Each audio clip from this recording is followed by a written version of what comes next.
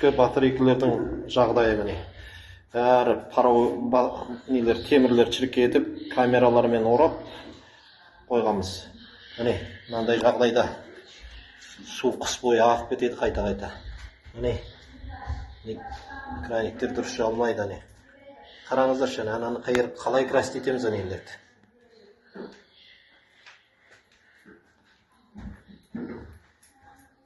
Есіктердің жағдайын қараңыздар. Батарейкілердің мынандай түгел резинамен орап қойғанбыз, су ағып кетеді.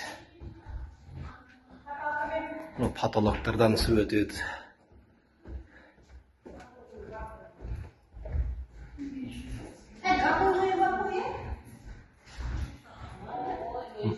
Міне мынау спортзалымыздың жағдайы міне. Төбесінің бәрінен су өтеді. Ешқандай не жоқ. Міне спортзал.